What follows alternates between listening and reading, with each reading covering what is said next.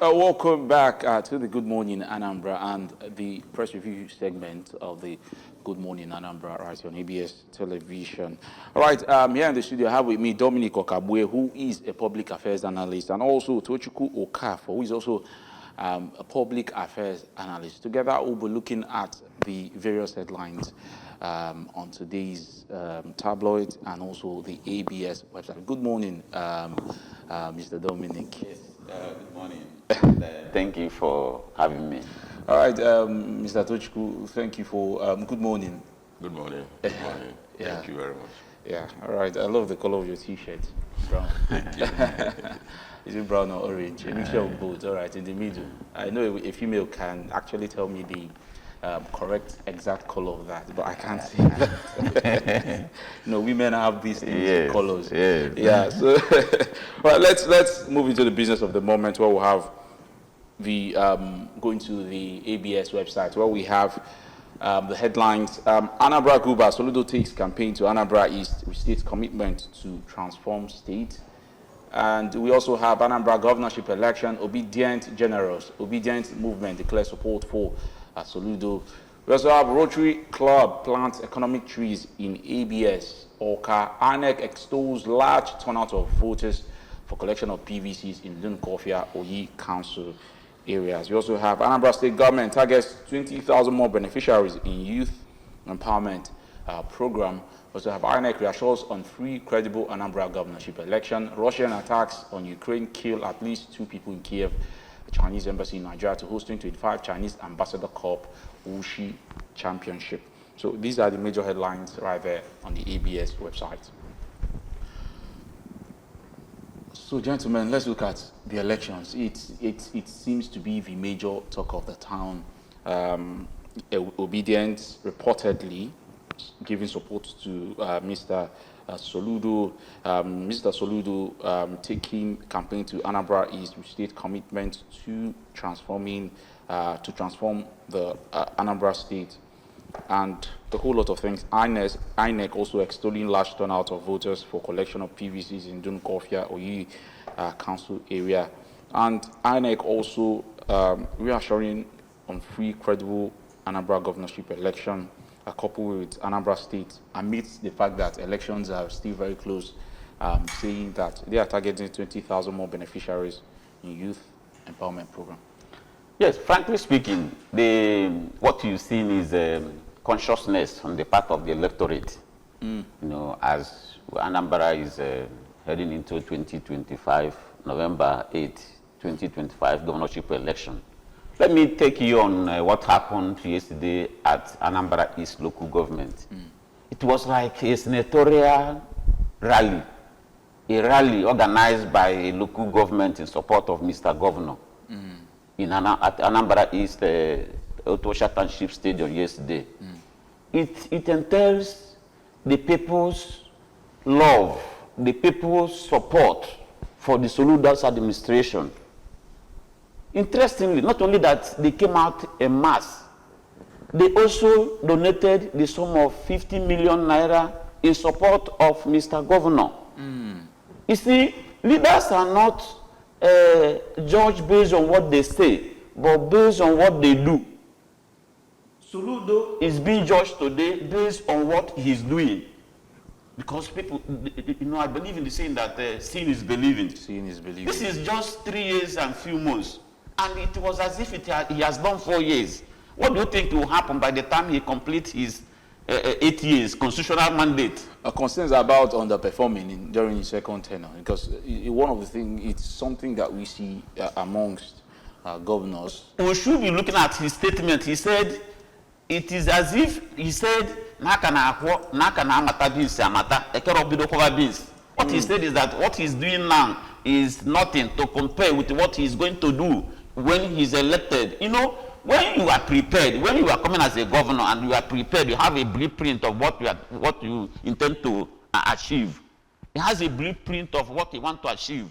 That is why he started with areas that felt neglected. Look at Tupuko, Oka North, Aguli Riotu, Nzam. Do you understand? He's not being sentimental. And he said when he's elected by the second term, he's going to do a marvelous job. Let's think of what he's doing now. It is unimaginable. All right, Tochko Kafo, your take on this development. Mr. Dominic has said a lot of things about Mr. Governor, especially on a very positive light. So are you having something negative to say, questions to ask about his administration, especially moving into the next elections? Well, for me, I will actually, I'm so much concerned about what INEC is saying. INEC reassures on free, credible Anambra governorship election. And then, why I'm so much interested on INEC is because they are the umpire. All right. And just like 2023, we had a high hope. And we were so much convinced that INEC will deliver free, fair, and credible election. And people came out to pick up their PVCs, and even some age people. When I went to collect my PVC, that 2023, I saw people that are over 80 years coming to pick up their PVC because of what they were reassured of. That, see, this election is going to be transmitted electronically, and we're going to do this, we're going to do the other one, and everything will change. There's beavers and there's all that. But we see what happened during that presidential election. What happened? Was there any electronic transmission? They seem to be just probably glitches coming from the INEC. Thank God, he said glitches. So that's why I'm saying INEC, they should try not to use that word glitch again in this Anambra State governorship election, because that glitch is a kumba somewhere. That is where everything lies. You know, when they say glitch, and it's very difficult for you to prove electoral malpractice in Nigeria. The burden of proof is very difficult. You get me? So once there is any glitch, the so-called glitch, I mean, you go to court and you know what it is in Nigeria. So I'm begging the INEC, and just like they came out now to reassure us, and I'm taking them by their words, that there should be free and fair election in Anambra State come November 8th. There should be no glitch. There should be no hanky-panky of any sort. And people should, I mean, like just like I saw on this, I said people came out and to pick their PVC during the Coffee local government. These are the enthusiasm. People are having that hope. That, yes, this election is going to be. Yes. So I urge the INEC to maintain that tempo and make sure that people's will and people's decision is actually transmitted into results and not whatever glitch or any other thing. Yes. Very true. Also coupled with the fact that INEC said 200,000 more persons were added to the voter. And that's a positive news. State. So a positive result, probably them trusting that the outcome will require to be positive. All right, let's begin to look at the tabloids, the newspapers we have with us this morning. Sorry, there's something you said about obedient collapsing structure. They were not actually collapsing, but probably, giving support to Mr. Governor. Yes, that statement is very important because it has to do with the credibility of the system. When somebody who seems to believe in a particular ideology before now pulled out to support another idea. But the obedience are very much, connected to the Labour Party, and they seem to be giving support to George Mogalo of the Labour Party in recent times. So some may say, oh, this is more like a media clout, a group of persons who may not be, although obedient are largely people in support of the man, Mr. Peter Obi, not some will say, we are not affiliated to political parties. We are very much more affiliated to people with the intention of bringing good governance. That's why we're seeing people, some of them claiming obedience, supporting, candidates from the Labour Party. You see some of them supporting candidates from the ABGA. You see some of them supporting candidates from the ADC and even the PDP. We see them, in fact, I think in one of the elections was it in Imo State or thereabout, we saw obedience for the APC. So these things are there. It's more like, I won't call it a Congo, but it's just something that is not, the obedient movement is not something that you can now hold to say these are the obedience, basically. All right. So, but let's move to the newspapers we have with us this morning. Looking at the Punch newspaper this morning, we have on the mast of the Punch, we have ISWAP threat, Southwest North Central State on high alert. We also have governors, police starting surveillance in Ayedi, Tiwa, Ododo. Others urge calm amid ISWAP threat alert. We also have Sanwo-Olu, Monarch, Hail, Onyebanji Road inauguration. Elumelu champions Elumelu champions private sector as catalyst for growth. We also have a stray bullet kills tricycle rider outside Lagos brothel. That's on page 4 and 5 of the Punch newspaper. We also have terrorism trial. Kano list Wike Sanwo-Olu brutal amongst 23 witnesses. All right, so that's on page 7. We also have, still on the Punch newspaper, we have electoral reform. Senate pushes INEC to defend election results. Tinubu swears in Amupiton today. Then reps probe Jonathan's $460 million CCTV project.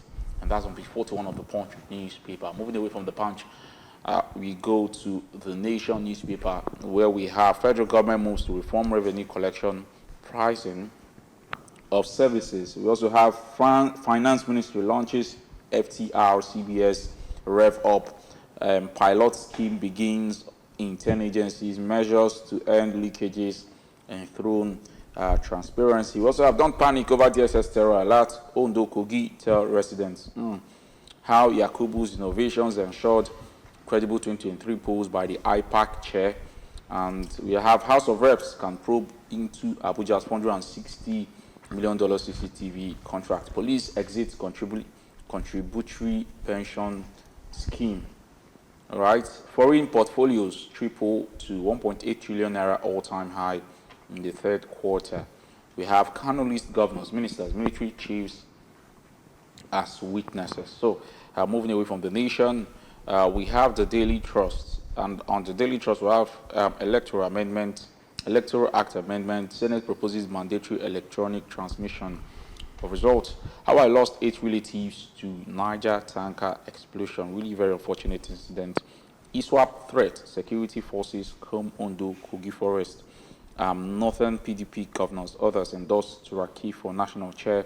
Dangote plans sale of 10% stake in refinery. And all right, these are the major headlines right there in the Daily Trust. Now we'll move to the Nigerian Tribune, where we have ISWAP threat. Kogi Ondo move to douse tension. Strategic security measures reinforced. Surveillance intensified in Kogi. That's a kicker to that. Then following that, we are in constant contact with security agencies coming from the Ondo state government. Election petition, Senate to shift burden of proof to INEC. Health, being too skinny might kill quicker than obesity, coming from a new study. That's on page 11 of the Tribune.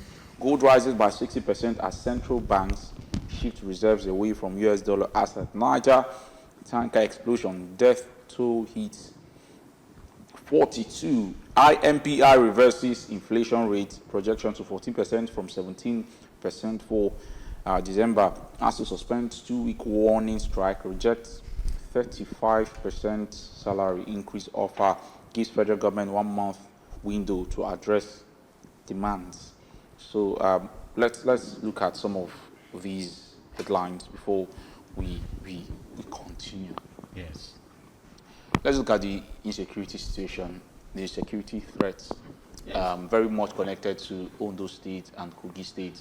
The government of these states coming out to say we are doing our best to make sure that these attacks don't happen. And also the fact that these attacks are very much connected to talks of attempts by certain factions or by certain personalities in the government to Islamize the country. You see, in the recent time, there has been a serious curiosity over Islamic, this religious crisis. Yeah, okay. And nobody is a stranger in Nigeria. If we must be frank enough, and bold enough to say the truth, whenever there are these indications of possible attack by Islamic set of people, it always happens. So we shouldn't be ignorant of their operations. What is important is once you have this kind of credible information, it is important for the security agencies to take adequate measure to, ensure that they investigate and possibly guard against its occurrence. They have mentioned some states like Kogi, Ondo, do you understand, what have you? So it has happened in the past. It is not the first time such information is being revealed. At the end of the day, it, came to pass. So once we have this kind of revelation, what I had expected from our various security agencies, DSS, Army, the police, is to wedge into action and then possibly do a thorough investigation, because the way we think is not the way they think. That was last week when this agitation that there are religious war in Nigeria where Christians are being targeted. I have seen the presidency, disregard such information, saying that it is not true. But when you deep, especially what is happening in the north, you discover that there is a very huge religious war in Nigeria, and the Christians have been targeted by these Islamic set of people. So it is a statement that must be closely marked. No, some persons say, especially government officials say, oh, this is not actually a religious crisis. It's more like a tension between, bandits and people. It's not, in fact, they say Muslims are also being killed. So, Mr. Kafo, your takes on that? Well, a certain president said that when insurgency exceeds more than 24 hours, just know that there is a political undertone. And we are not ready to fight terrorism. Let me just be blunt about it. And why I said so is that recently now we've been romancing with the terrorists. Nigerians, our politicians, have been romancing with the terrorists, in the sense that it was not a month ago you saw what they called a peace deal in Castena. People came, terrorists came with their gangs and with their guns and everything, and in fact, they had meetings with government officials, they had meetings with, in fact, security personnel and all that. They were all there, and they came fully armed. And after that, they left with their guns and everything, ammunition. And these are terrorists. And then you are now telling me that they will not be issuing threats. They will be issuing threats continuously. What of those ones that we arrested by our military? Some of them, later they released them. Some of them, even a certain president came out and to say that Boko Haram, repentant Boko Haram, the so-called repentant Boko Haram people can be recruited into military and into security agency. That's what he said. So when you capture those terrorists, you release them, you sew uniform for them, and then you claim that they've been integrated to society. What do you expect to happen? Is it not similar to the amnesty program by President Obasanjo, President Yar'Adua? The Niger Delta militants are not. They were dead. They were just destroying pipelines, and they had agitations, and they were agitating for something. And if you have been to Bayelsa and been to all those creeks, you see the people there that are suffering. Some of them, they had their mainstay. What they do is by fishing, and you see pollution, oil spillage and everything. Wow. Fill up their waters, and they can't even fish. So it's a normal, and they were just trying to call the government attention to listen to them. But these are people, these are terrorists that kidnap, kill, destroy, and then you are treating them with kid gloves, and then you are now telling me that they will not issue threats. And let me tell you, the threats they are issuing, do you think that they don't know where they are? Look at Abuja roads now, Kogi State, for example. Now, they kidnap people there every day. Are you telling me that the government are not aware of it? Let me tell you, no matter the remotest area you are in Nigeria, take your phone and install the government and see they will come for you, no matter where you are. But people will be kidnapped in this country and then dumped somewhere, and then nobody will even care until their people pay. So, and these people are gaining ground. If we want to fight terrorism, then definitely we should be out for it. You can't tell me that these people are issuing threats and they don't know. The people that are, we have Nigeria, in fact, in West Africa, Nigeria has a very good security architecture. But when you arrest those criminals and then later they will be released, telling people that they've been reintegrated to society, on what ground? People that have wasted blood, killed several persons, and then you are telling me that you are releasing terrorists? We are not ready. So right. their issue, their threats, I mean, I hope possibly they will do something, but for me, you can't the federal government has always come out to give reassurance to say, we are actually making efforts. We are trying Forget about the reassurance. Your words are supposed to translate, to action. How can you explain to me that some of all those top terrorists are still being romanced? So we are not serious. All right, let's look at the Guardian newspaper this morning, where we have federal government begins public finance reforms ahead of new tax regime in January. And that's on page 6 of the Guardian newspaper. Still there, we have Nigeria won't accept any deportees from the U.S. Tuga insists. Federal government releases 32.9 billion naira to private, primary health care centers, ask communities to track spending.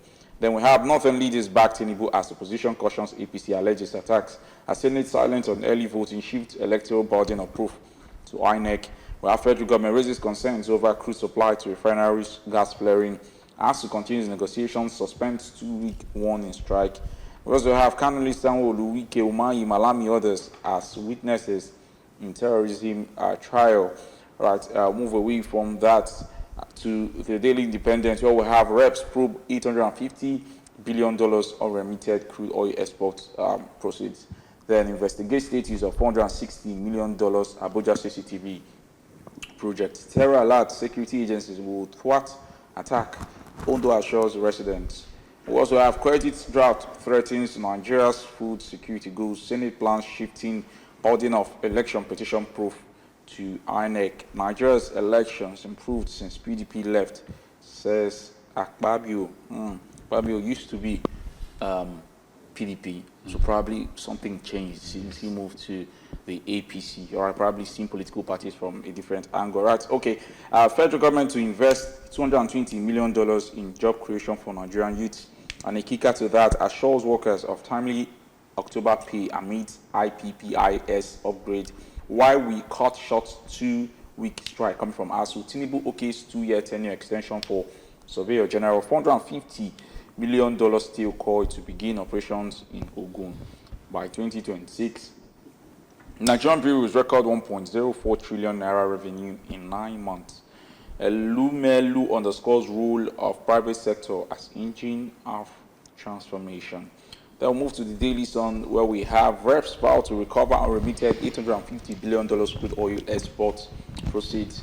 Nnamdi Kanu Boko set to open defense, holds private meeting with legal team in courtroom ahead of defense. We also have Dangote reduces stake in refinery business to 65%, plans listing on Nigeria Forex.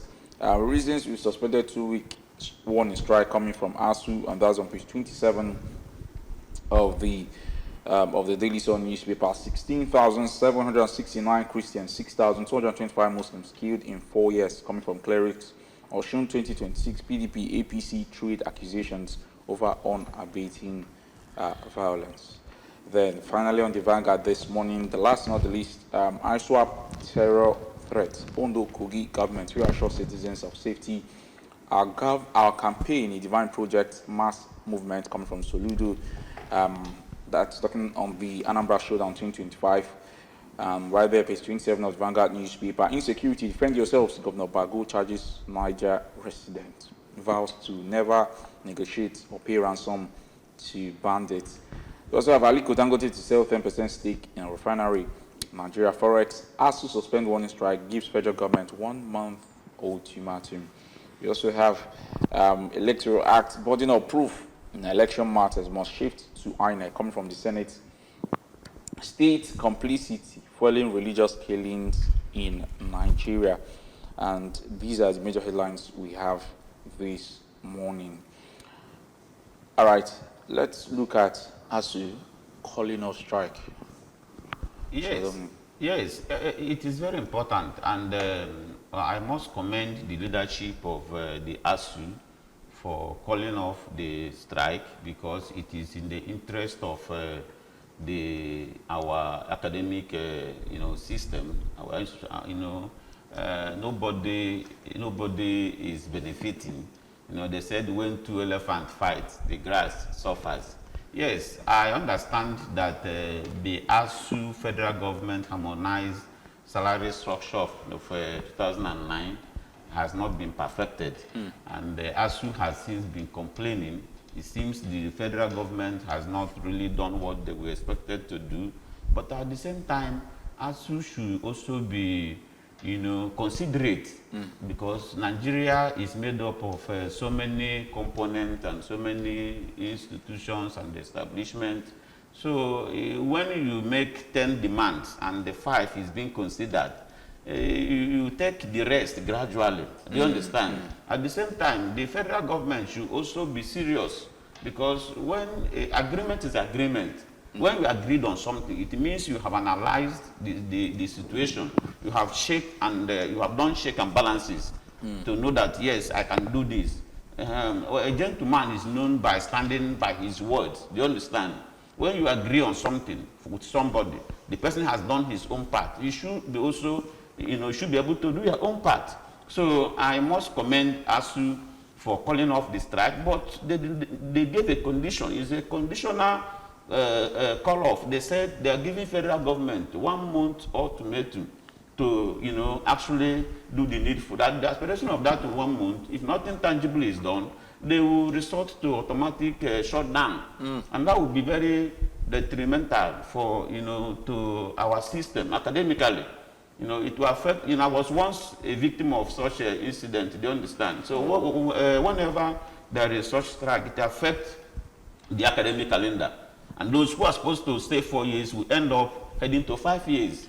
And all these things has effect in our, psychology and even our, our ramification. So I think they tried by calling off the strike and let the negotiation continue. All right. So, Kafo, let's look at Mr. Nnamdi Kanu. He's been a constant. In fact, since 2021, we've talked about him, especially very much connected to the court cases. In fact, him being in prison has actually systematically, crippled the Monday economy in the southeastern part of the country. Probably the reason behind that was a kind of communism by the people of the southeastern Nigeria to, put pressure on the government to make sure that they see to his release, or a very quick and timely approach to his court cases. But it seems to not have yielded anything. Like I said earlier, the Monday economy crippled, people sitting at home, people no longer going to work on Mondays. The federal government not seemingly moved by these actions and all that, because a public affairs analyst came here yesterday and felt probably we are not doing enough.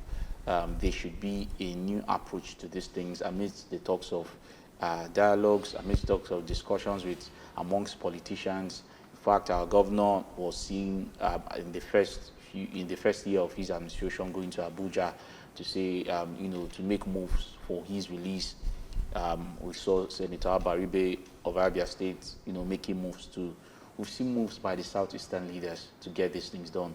We've protested, we've sat at home, we've done a whole lot of things, but it seems not to be working. So, do you have a new approach? Do you feel there is need to take a new approach to this development?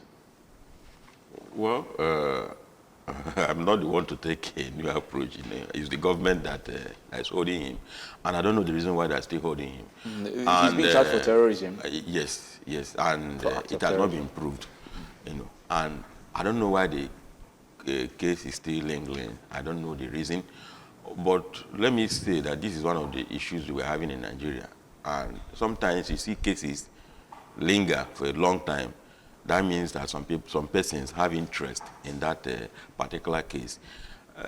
Let it also be in the know that Nnamdi Kanu was in detention before what's his name? The man in Finland. Tinubu, yeah.